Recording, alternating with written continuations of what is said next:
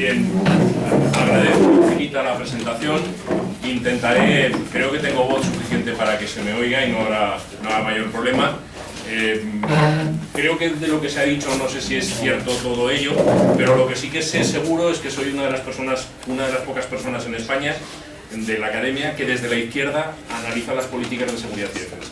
Porque es verdad que estamos ante una política que es una política que es en reino del mundo conservador, y cuando analizamos los sistemas electorales y analizamos los escenarios electorales, este es el típico tema de campaña que corresponde al ámbito conservador, y donde el ámbito conservador cualquier cosa que diga le va a generar votos, y en cambio la izquierda tenemos pánico a decir cualquier cosa porque todo aquello que digamos siempre pensamos que va a jugar en contra nuestra. Y seguramente lo estamos haciendo mal, y es una de las cosas que me impulsó y que me lanzó a trabajar sobre esto. Cuando decidimos el tema, no había pasado lo que ha pasado con Donald Trump, y seguramente si el tema lo decidiésemos hoy diríamos, pues háblanos del ejército, háblanos de Ucrania, del ejército europeo, e intenta darnos claves para entender lo que ha hecho este hombre. Bueno, si las preguntas vienen por ahí no tendré ningún problema en lanzarlo. Pero lo que yo estaba era en intentar explicar, que es lo que le dije, vamos a intentar explicar para qué sirven hoy las Fuerzas Armadas en un escenario en el que parecía que no hay muchos conflictos bélicos, que no hay grandes guerras, y sobre todo para lo que yo me dedico, que es América Latina. Yo trabajo esencialmente el ámbito de América Latina porque a mí lo que me interesa son aquellos sistemas políticos que han sido una dictadura militar y que transitan a la democracia.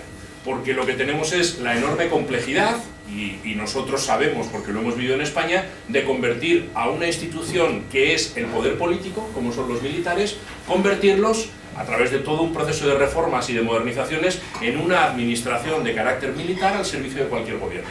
Y ese proceso de transición, de sacarlos del poder y dejarlos como una administración sin más, no es sencillo. Me gusta empezar siempre por Max Weber. Max Weber es el primer teórico que nos da una enorme definición de qué es el Estado. Nos dice: el Estado es el monopolio de la violencia. Y significa algo muy relevante y muy importante, porque eso quiere decir que solo los Estados pueden utilizar la violencia, con lo cual ningún grupo se puede atribuir a sí mismo la utilización de la violencia, y que los Estados, cuando deciden monopolizar la violencia, se dotan de herramientas para poder ejercer esa violencia, y se dotan de normativas para poder controlar el ejercicio de esa violencia. Una violencia que tiene que estar encaminada única y exclusivamente a defender nuestros derechos fundamentales, que es el objetivo esencial de cualquier acción del Estado: defender nuestros derechos y hacernos avanzar. ¿Cuáles son las dos herramientas que tiene el Estado para actuar? Esencialmente en el ámbito interior las policías, y en el ámbito exterior los militares. Bien, ese era el paradigma, un paradigma en el que cuando hablamos de seguridad decimos: la seguridad se compone de tres vectores. Se compone, por un lado, de un riesgo o una amenaza, hay algo que nos atenaza, hay un bien que queremos proteger, a veces queremos proteger nuestro estómago, a veces queremos proteger nuestra posibilidad de conducir en coche, a veces queremos proteger el ir seguros en un tranvía, o a veces queremos proteger el territorio, la identidad nacional, lo que sea, ¿vale? Hay un bien a proteger. Y para eso tenemos unas coberturas, unas herramientas. Esas coberturas a veces son vacunas, esas coberturas a veces son jueces que emiten sentencias y llevan a prisión a los criminales. Esas coberturas, en el caso de la defensa nacional, de la defensa del territorio, serían los militares. ¿Qué ocurre? Pues lo que ocurre es que cuando analizamos los militares durante mucho tiempo, el primero fue Diverger, nos advierte: ojo con los militares porque son peligrosos. Son peligrosos per se, son peligrosos por el hecho de serlos. ¿Por qué? Porque son unos tipos que llevan armas, y son unos tipos que pueden pretender utilizar las armas para algo que no es el fin para el que está concebido, que es defendernos a todos. Por lo tanto, hay que estar siempre alerta. Y durante décadas, el estudio de lo que se llamamos las relaciones civiles-militares se ha centrado en el control. ¿Cómo controlamos a los militares? Y no se ha salido de ahí. Y el segundo gran avance fue cómo evitamos que haya un golpe de Estado. Con lo cual, si los militares están controlados, es decir, sometidos al poder civil, y si los militares no dan golpes de Estado, todos contentos. Y hace unos años, os estoy hablando de 15, 20 años, dos grupos de estudio, uno centrado en la Universidad de Heidelberg en Alemania, y otro grupo centrado en las UC, en las University of California. Desde esos dos grupos empezamos a trabajar la idea de: hombre, las relaciones entre los militares y los civiles tendrá que ser algo más que el control. Tendrá que ser algo más que den o no den golpes de Estado. Tendremos que ir a más cosas, debemos exigir más, porque parece que somos muy timoratos. Y entonces es cuando se nos ocurrió: bueno, es que en realidad esta relación no es una relación entre el poder político y los militares, es una relación entre el poder político, la élite militar y la sociedad. La sociedad también estamos ahí. Y entonces empezamos a decir, oye, no se trata solo de tener instituciones y leyes que te garanticen el control de los militares, sino que también yo quiero hablar de efectividad. Yo quiero saber que los militares hacen cosas que son válidas. Y cuando hablo de efectividad quiero tener transparencia, quiero saber a qué se dedican, quiero saber cuál es el volumen de efectivos que hay, quiero saber cómo aceptan o no aceptan a los reclutamientos no tradicionales, cómo se integran las mujeres dentro de las Fuerzas Armadas, cómo se integran los colectivos LGTBIQ+, cómo entra todo esto dentro de lo que es la dinámica del ejército, cómo se planifica, cómo se hacen las estrategias, ¿son los generales los que deciden qué armas compramos o cómo se decide todo esto? Y dijimos, hay que hacer un paso más allá, hay que ir a un sitio un poco más grande. Y en todo eso nos apareció el tema de las misiones. Vale, pues ya sabemos que una de las funciones esenciales, una de las cosas que hay que vigilar es qué es lo que tienen que hacer los militares. Y al decidir qué es lo que tienen que hacer los militares, es muy sencillo. Nos aparecen dos grandes elementos. Uno sería el ámbito y otro el alcance. Ámbito exterior o interior. Y alcance restrictivo o expansivo. ¿Vale? Con estas dos variables, lo normal es que el ejército se dedique al ámbito exterior con carácter restrictivo. Es decir, disuasión y defensa. Pero lo que ocurre es que como parece que no hay conflictos, como además lo que sí que parece es que cada vez hay más necesidad de lo que se llaman las misiones de paz, las operaciones de paz, se amplió el ámbito exterior de manera expansiva hacia todo lo que eran operaciones de paz, intervenciones de ayuda humanitaria, todo este tipo de misiones. Bueno, hasta ahí vale, pero es que cada vez más empieza a producirse en muchos países una ocupación del ámbito interior, al principio con carácter restrictivo, pero cada vez en algunos países con mayor carácter expansivo. De modo y manera que se está convirtiendo en algunos sitios, lo hemos bautizado como una administración comodín. Es una administración que sirve para cualquier cosa. Es una administración que al poder político le resulta maravillosa. ¿Por qué? Porque es obediente, porque es abnegada, porque no protesta, porque la puedes desplazar en muy poco tiempo sin que te pidan dietas, sin que te pidan grandes cosas, pero amigo, nada es gratis, ¿eh? Nada es gratis. Y ese es el gran equívoco que tienen muchos gobiernos, nada es gratis. Y estamos viendo cómo los países que más están extendiéndose en este uso están empezando a tener problemas en el ámbito de su democracia, de cómo les está funcionando. De modo de manera que nosotros lo que intentamos explicar en todos los gobiernos, yo trabajo con mucha asiduidad en América Latina, es mira, los militares tienen un rol principal, que es la disuasión y la defensa. Y ese es su rol propio. Y a eso hay que dimensionarlos. Es decir, tú como país lo que tienes que hacer es saber cuáles son los riesgos que tienes de un potencial conflicto y acomodar tu herramienta, acomodar tus Fuerzas Armadas a esa necesidad. Eso normalmente pasa por hacer una cosa que es determinante, redimensionar, reducir el volumen de los ejércitos y redefinir, determinar a qué se van a dedicar. Y en muchos casos reconvertir. ¿Verdad? La Guardia Civil son militares que se reconvirtieron en policías. La UME, con todos mis respetos, tendrían que ser, me parece bien que sean militares, pero reconvertidos a protección civil. Lo que no tiene ningún sentido es que la UME, que es un cuerpo de protección civil, sea parte de las Fuerzas Armadas. Y ya sé que decir esto con gente que podáis estar en la órbita socialista es como decir un anatema, porque el PSOE está contentísimo y se mira al ombligo todos los días diciendo qué gran acierto tuvimos con la UME. El gran acierto de la UME es generar un cuerpo de protección civil de naturaleza estatal, porque la protección civil es una competencia de carácter autonómica porque el País Vasco se empeñó en que fuese de carácter autonómica, pero luego, salvo el País Vasco y un poquitín Cataluña, ninguna comunidad autónoma tiene cuerpos de protección civil para poder asumir y asimilar grandes tragedias. Pueden dirigir una cabalgata, pueden organizar la salida y la entrada de un concierto, pero poquito más, en la inmensa mayoría de las comunidades autónomas. Por lo tanto, hacía falta un cuerpo estatal. ¿Que este cuerpo tiene que ser militar? Bueno, ningún problema, pero que ese cuerpo tiene que ser Fuerza Armada, que esos tíos tienen que llevar pistola y tienen que tener adiestramiento militar y pasar en la academia de Zaragoza 5 años, es que no tiene ningún sentido. No tiene ningún sentido, igual que no hacemos que un guardia civil esté 5 años formándose como militar. Pasa un año, aprende lo mínimo de los valores y luego lo formamos como policía, y lo adiestramos como policía, y lo equipamos como policía. Bueno, con la UME nos está haciendo. Eso que nos pasa a nosotros con la UME, pasa en muchos países de América Latina. ¿Cuándo se tienen que desempeñar estas misiones? Estas misiones son las que llamamos de naturaleza o de rol auxiliar. Y es auxiliar por dos cosas. Es auxiliar porque presta auxilio al Estado cuando las herramientas que el Estado tiene no alcanzan.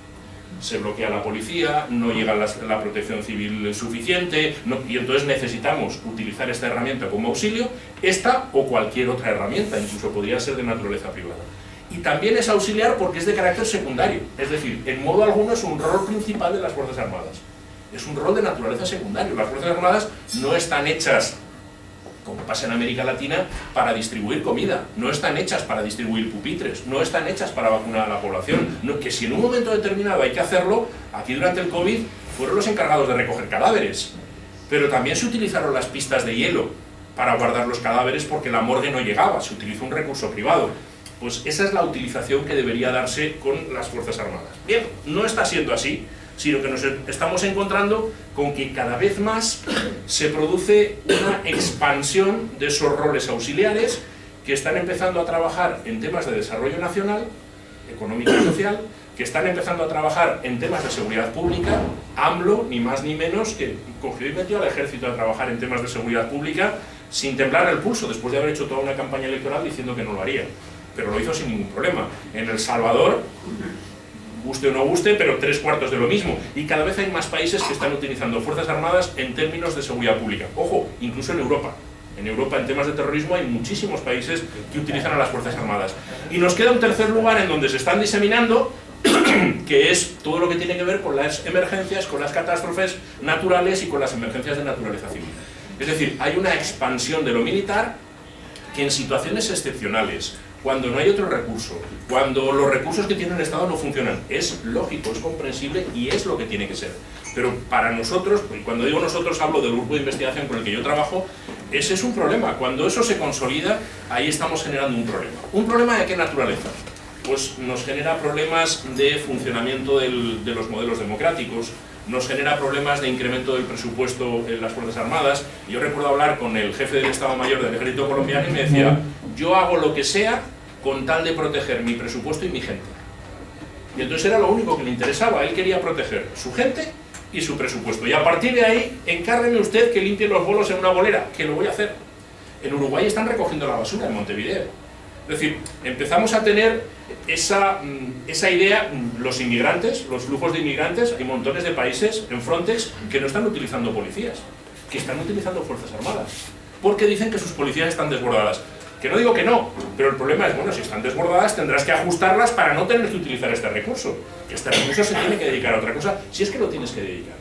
Porque esa es la otra pregunta. Bueno, si realmente esto está pasando, que es lo que nos cuenta en América Latina, porque es que aquí no hay guerras, pero no es que no haya guerras, es que no va a haber guerras. Aquí tenemos problemas enormes de inseguridad ciudadana, de violaciones, de robos, de narcotráfico, de trata de blancas, pero guerras, si los últimos conflictos que hemos tenido los hemos resuelto a través de tribunales internacionales, Chile y Colombia, Chile con Perú, aquí ya no va a haber guerras. Y entonces te dicen, claro, la pregunta es ¿qué hacemos con los ejércitos?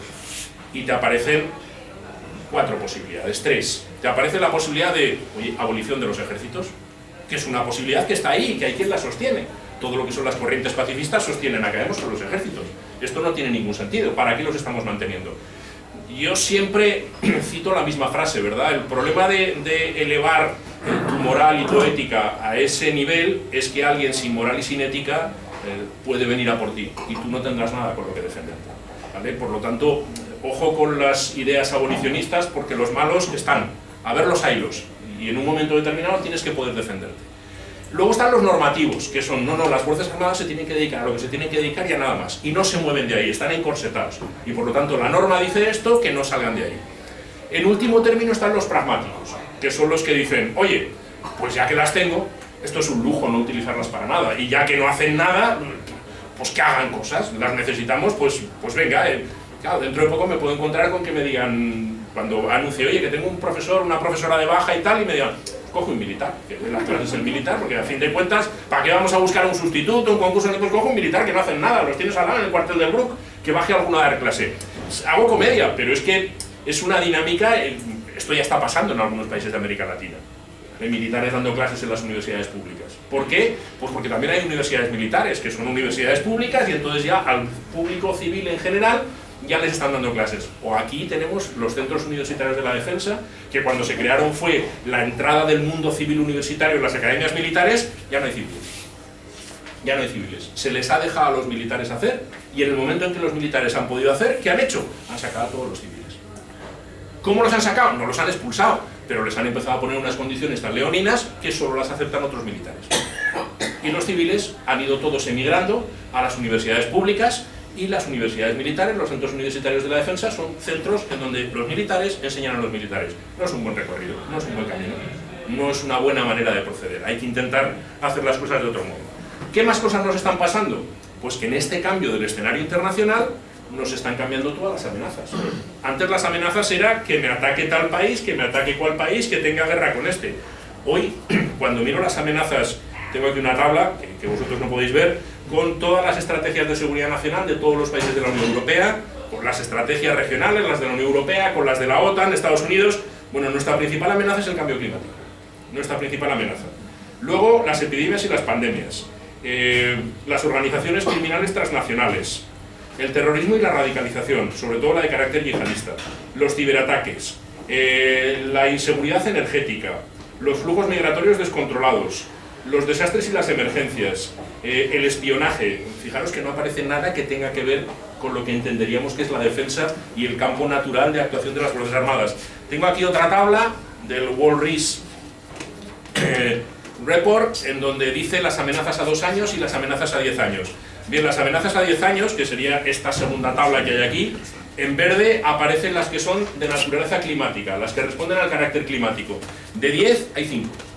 Es decir, las amenazas que estamos viendo en el mundo los próximos 10 años, de las 10 más importantes, las 4 primeras son climáticas y la 10ª también. Y no hay ni una sola que tenga que ver con conflictos de naturaleza defensiva o militar. Ni una. Es decir, las amenazas que el mundo ve en su escenario futuro no son amenazas que tengan que ver con la defensa. ¿Qué ocurre? Pues que parece que estoy lanzando un mensaje en donde diga, oye, pues que desaparezcan. No. Porque cuando tú necesitas del salvavidas, que lo mejor que te puede pasar es no utilizarlo nunca, tienes que tenerlo. Y si no lo tienes desde el barco y no se lo puedes lanzar, lo más normal es que ese marinero se ahogue. Por lo tanto hay que tenerlo. Ojalá no lo utilices nunca, pero tienes que tenerlo para protegerte. Lo que no vas a tener son 400 salvavidas dentro del barco. Tendrás que tener los salvavidas que necesites en función de los mares por los que vayas, la peligrosidad que haya y la probabilidad que haya o no de que un marinero caiga al agua. Por lo tanto hay que intentar definir estratégicamente, que es otro de los retos. ¿Qué ocurre cuando intentamos definir estratégicamente? Pues que cuando intentamos definir estratégicamente, lo primero que tenemos que hacer es una buena diagnosis de situación. Cualquier planificación estratégica nos exige primero saber dónde estamos. Cuando yo sé dónde estoy y sé qué es lo que tengo, a partir de ahí puedo dibujar a dónde quiero ir, qué es lo que necesito y quiénes van a ser los responsables. Bien, pues acabamos de hacer un estudio en donde hemos entrevistado a élites políticas, ni más ni menos que los portavoces de los grupos parlamentarios en las comisiones de defensa del Congreso y del Senado. Hemos entrevistado a los CEOs de 20 de las principales empresas del sector económico e industrial de la defensa y hemos entrevistado a 20 almirantes y generales de los 4 estados mayores, Ejército, Aire y Armada, y además la defensa. Bien, la conclusión final es que la clase política y la clase económica no tienen la menor idea de cuál es la realidad que les circunda. Pero es que ni están ni se les espera. No hay conocimiento sobre lugares comunes, frases hechas, respuestas sobre cuestiones que nada tienen que ver con los temas defensivos, mucha identidad nacional y mucha identidad periférica, pero realmente sobre temas defensivos al final te encuentras con 2 o 3 que dices, hombre, pues mira, este parece que, como se diría en términos futbolísticos, parece que la toca. Y luego te dicen, no, es que fue coronel del ejército, se retiró y ahora está en el PSOE, o ahora está en el PP. Es decir, al final, perdón, pero fue Zaida Cantero y 2 o 3 más los que nos respondieron, y dices, ah, pues sí que sabe un poco del tema. Con lo cual te genera una cierta desazón. Pero es que cuando le preguntamos a nuestros colegas europeos, está pasando lo mismo. Está pasando lo mismo. Es el gran terreno desconocido. Cuando ese terreno es desconocido, lo que ocurre es que es la élite militar, a veces como pasa en este país, por lo que nos están dando los resultados del trabajo, sin que ellos quieran, los que terminan dirigiendo la política de defensa. ¿Por qué? Por incomparecencia de la clase política. Porque al final las políticas se dirimen entre las élites políticas y los stakeholders, ¿vale? Las partes interesadas, los diferentes grupos que tienen interés sobre esa materia y que interactúan con el gobierno de turno y con los actores políticos para conseguir unas medidas u otros. Eso es a lo que se le llama la gobernanza. Bien, pues en la gobernanza de las políticas de seguridad y defensa, la élite política no está, los stakeholders son exclusivamente las empresas del sector industrial y los otros que están allí son los militares decidiendo el planeamiento. ¿Compramos esto o compramos lo otro? Claro, cuando te encuentras con ese vacío, dices, uff, aquí tenemos un problema, porque es que estamos hablando de algo que supone un porcentaje relevante de gasto y que además nos están diciendo que tiene que ser mayor. Y entonces, fijaros cuál ha sido la respuesta para que España tenga más gasto en defensa. Incrementar el salario e incrementar el número de efectivos. Las únicas dos medidas que no son estratégicas. Porque todas las demás medidas son de carácter estratégico. Pero cuando tú dices, subo sueldos e incremento el personal, es verdad, con eso tendrás más gasto, pero no has mejorado la utilidad de tu servicio. Simplemente estás gastando más. Bueno, todas estas problemas, todas estas preguntas nos llevan a nosotros a decir, bueno, ¿hacia dónde tendremos que ir? Bueno, pues tenemos que ir a redefinir, a redimensionar, a reconvertir y sobre todo a evitar que se produzcan lo que llamamos las tres paradojas perversas. Una es la del veterinario, es una anécdota que me pasó en un vuelo. Volviendo en un vuelo, de repente un transoceánico, ¿hay alguien del pasaje que tenga conocimientos sanitarios? Allí no levantó la mano nadie. Y a los 2-3 minutos, el sobrecargo volvió a insistir, por favor, alguien del ámbito sanitario. Levantó la mano un fulano y dijo, soy veterinario. Dijeron, venga. No sé lo que hizo o dejó de hacer, pero ya nos habían anunciado que el vuelo iba a interrumpirse y que íbamos a parar cerca de una isla, cerca de las Azores y demás, porque había que atender a esa persona, y yo no lo sabía, y por lo visto unas islas, refugio en el océano, dentro de las cuales se puede aterrizar. Bueno, iban a hacer ahí un aterrizaje de emergencia. Lo estabilizaron y llegamos hasta el aeropuerto, y en el aeropuerto ya estaban las ambulancias, entraron a por él, se lo llevaron, nunca más supe. Y dices, ¡joder, qué bien! Le ha salvado la vida. Ahora os planteo, imaginar que vais a hacer un viaje al Caribe, vais, yo que sé, a San Kitts Nevis, y os dicen, en este país solo hay un problema, y es que en los hospitales solo hay veterinarios. Yo, con mis problemas médicos, seguramente no iría a ese país. Bien, pues esta idea es la idea de dedicar a los militares a hacer cosas que no les corresponden, porque se basan en dos mitos, el mito de la eficacia y el mito de la eficiencia. Los militares lo hacen todo y todo lo hacen bien, no diré más porque si no me va a salir un exabrupto, y los militares, como son tan austeros, todo lo hacen más barato. Tampoco diré nada para no decir otro exabrupto, simplemente digo que son dos mitos. Bueno, por lo tanto, no trabajemos con esos mitos, no trabajemos con la idea de que ellos tienen que hacer absolutamente de todo. Segunda, rol perverso, el rol del espantapájaros. Todos sabéis lo que es un espantapájaros. Vale, el espantapájaros es una persona a la que, es un objeto al que le asignamos una función que está muy por encima de sus capacidades. Tan sencillo como eso, porque el agricultor pretende que un muñeco de paja con 4 cristales y que pese poco para ver si el viento lo mueve, evite que las aves se coman el grano. Hombre, no es lo más, pero es lo más barato. Por lo tanto, utilicemos lo más barato, aunque eso no sea especialmente eficaz. Pero algo hará. Bueno, pues si nosotros seguimos haciendo que las Fuerzas Armadas se dediquen a estas cosas, llegará un día en que las Fuerzas Armadas, cuando se enfrenten a según qué cosas, sean un poco espantapájaros, estén allí diciendo, bueno, pero es que todavía nos queda otro problema, y es que se pueden convertir en estos oficinistas con manguitos, ¿verdad? Estos oficinistas con manguitos, que como todos ya tenemos una edad, veo por la media, todos hemos entrado en el banco cuando en el banco no había ordenadores y había un escribano que iba tomando notas en el libro de cuentas, y las tomaba a pluma muchas veces, y llevaba los manguitos para no mancharse de tinta las camisas. Este señor, si estuviese hoy en los bancos, no podría trabajar. De hecho, ya los bancos, cuando entras a una sucursal, primero tienes que saber que aquello es una sucursal, que ya nos cuesta entender que lo que hay ahora es una sucursal bancaria. Pero es que cuando se les ha caído la red, te dicen, no, se ha caído la red, hoy no se puede hacer nada. Bien, pues este secretario de los manguitos, si lo pones hoy en la banca a trabajar, simplemente está obsoleto, está absolutamente superado por la modernidad, superado por todas las cuestiones. Cuando a un militar lo dedicas a apagar fuegos, lo dedicas a repartir comida, lo dedicas a poner vacunas, lo dedicas a cualquier actividad, el día que tienes un ataque y necesitas tener la defensa, el día que necesitas tu, como he dicho antes, tu flotador, resulta que el flotador ya está picado. El flotador no funciona y no puede cumplir la misión que puede cumplir. Por lo tanto, hay que tener cuidado con esos roles perversos, hay que tener cuidado con ese intrusismo. ¿Eso nos lleva a qué tipo de ejércitos? Nos lleva a unos ejércitos que tienen que ser mucho más pequeños, unos ejércitos que tienen que estar altamente equipados y unos ejércitos que tienen que tener una enorme capacidad de movilidad en muy poco tiempo. Tú tienes que poder, en muy poco tiempo, mover 30, 40, 50.000 unidades a 14.000 kilómetros y que sean lo que ellos quieren ser siempre, que es autónomos.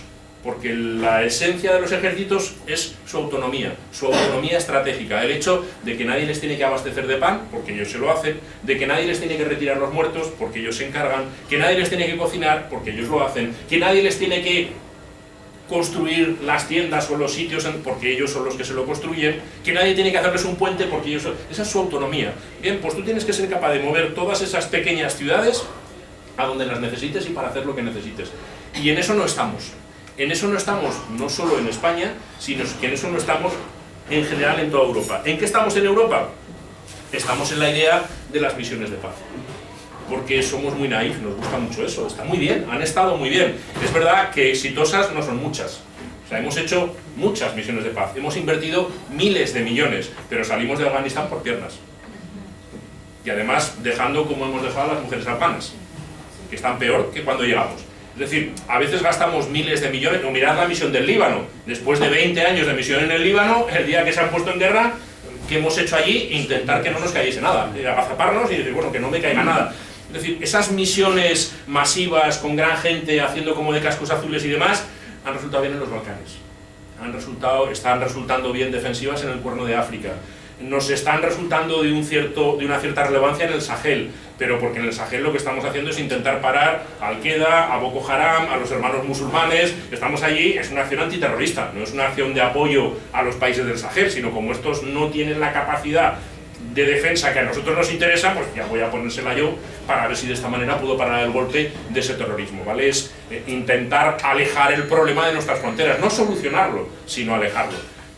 Esas dinámicas son dinámicas que no terminan por solucionar.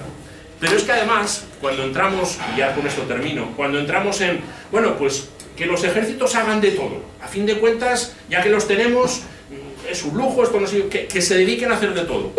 Eso tiene, se llama ese proceso de asunción de misiones impropias, de misiones auxiliares, como misiones propias, como rol principal, es lo que se llama militarización. Bien, la militarización es la antesala del militarismo. Casi todos los países que se han ido de la mano, que han ido más allá en la militarización, han terminado siendo militaristas. Es el caso clarísimo de Guatemala. Guatemala, después de los acuerdos de paz, después de todos los esfuerzos para intentar consolidar la democracia, finalmente la potencia de su ejército, la actuación de su ejército como administración comodín, administración omnipresente que lo hace todo, ha terminado por no militarizar, sino caer en el militarismo. Un militarismo que ya no es como las dictaduras de los años 70 y de los años 60, ahora es un militarismo de aquiescencia. Ahora es el militarismo de las bodas reales, ¿verdad? Cuando un príncipe o una infanta se casa, cuando le preguntan si quieres en la boda, en la ceremonia religiosa, si quieres a fulanito, a menganito, tal, tiene que mirar al rey y el rey hace así. No dice nada, simplemente hace un gesto, presta su aquiescencia. Bien, pues este es el dominio militar que existe hoy en los países que desde la militarización han llegado al militarismo. En otros casos, con lo que nos encontramos es con que la militarización, en el fondo, lo que está haciendo es justificar la extensión del uso de la fuerza. Porque estamos utilizando a los militares en el interior, y se está haciendo en temas terroristas en Europa, en el corazón de Europa, los utilizamos en el interior porque lo que no queremos es darle más potencia y más poder, más fuerza a las policías. Porque hombre, una policía hay que controlarla. Como no quiero darle más potencia a la policía, pongo al ejército. Que el ejército tiene más potencia, más uso de la fuerza. Y en el fondo es una perversión que lo que nos está indicando es, a ti lo que te gustaría es que tus policías tuvieran más capacidad, más energía. No sé si es bueno o no es bueno, es algo a discutir, pero como no te atreves a poner eso encima de la mesa, lo que haces es temporalmente meter a los militares porque sabes que estos, claro, para un policía tener a alguien aquí en la cara diciéndole de todo es para lo que le han enseñado. Esta es una de las pruebas que hacen en la escuela en Mollet. Traerlo allí y ponerle a los compañeros aquí diciéndole de todo. Y encima, como son compañeros y se conocen, de todo que sabe que le hace daño. Pero tiene que aprender a aguantar. A un militar lo que le enseñan es que cuando el enemigo se le acerca a 200 metros hay que tirar a matar. Con lo cual, cuando tú pones a un militar a intentar actuar en una manifestación, lo que con absoluta seguridad vas a tener es un desastre. Todavía recuerdo un miembro del Consejo Nacional de la Transición que me preguntaba qué tenemos que hacer para que los militares vengan a la Plaza Sant Jaume. Rafa, ¿qué hay que hacer? Y yo le decía, no te preocupes, nunca vendrá siempre la Guardia Civil, como de hecho luego pasó. La tercera opción de la militarización es que nos lleva a la administración comodín, nos lleva al desmantelamiento del Estado. el Estado se desmantela y es poco a poco tomado por los militares. Y la cuarta y última, y con esto ya cierro, que es un poco la que se está produciendo en España, es lo que llamamos, hay unos fenómenos que se llaman el greenwashing y el pinkwashing, que es la utilización de lo verde o la utilización de lo LGTBIQ+, para limpiar tu imagen. Lo están haciendo muchas corporaciones, muchas empresas. Bien, aquí lo que estamos haciendo es un reverse khaki washing. O sea, no estamos limpiando con las Fuerzas Armadas, sino que las Fuerzas Armadas están utilizando la actuación en pandemia, la actuación en nevadas, la actuación en volcanes, la actuación para lavar su imagen. Para decir qué buena imagen tienen las Fuerzas Armadas. Pero cuando le preguntas a la gente por qué tienen buena imagen las Fuerzas Armadas, es porque están fuera, haciendo misiones de paz, o porque están dentro, limpiando carreteras y quitando nieve. Es fantástico, está muy bien, pero esa no es la misión de las Fuerzas Armadas. Esa es misión de protección civil, esa es misión de policías, esa es misión de otros órganos. Por lo tanto, mi final sería, claro que necesitamos tener Fuerzas Armadas, claro que necesitamos pensar estratégicamente en ellas, en cómo las necesitamos, pero no lo estamos haciendo. Y estamos cogiendo unos caminos que en algunos países ya se ha demostrado que son muy peligrosos. Y hasta aquí, no quiero molestaros más, que ya bastante rato llevo.